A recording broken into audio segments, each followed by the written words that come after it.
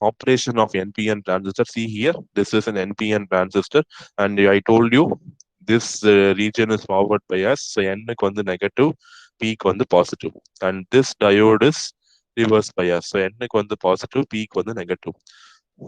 Okay, so as shown, the forward bias voltage is applied to the emitter base junction, which causes a lot of electrons from emitter region to cross over to the base. நீங்க பாருங்க, இங்க நிறைய free charge carriers are available.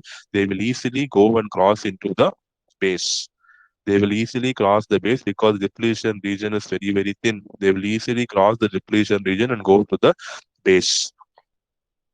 As the base is lightly doped with p-type impurity, the number of holes in the base is very, very small, and you know that the number of electrons which are crossing the depletion layer is very, very large.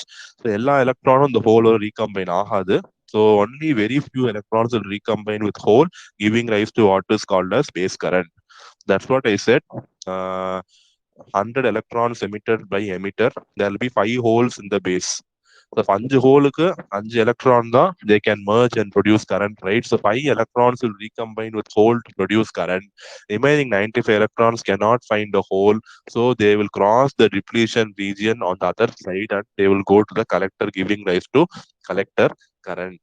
Okay, very, very important thing, please understand. So as the base is lightly doped with p-type impurity, the number of holes in the base region is very small, and hence the number of electrons which are going to combine in the base region is also very, very small. See, already p-type the majority. அங்க வந்து widthும் கம்மி, ஏரியாவும் கம்மி. So number of holes will naturally be very, very less. So these few electrons will recombine with holes to produce what is called as base current.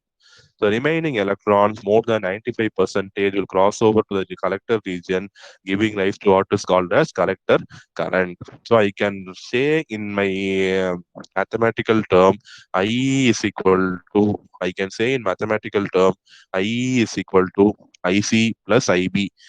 Minus or plus depends on the direction. For NPN, IE is equal to minus IC plus IB.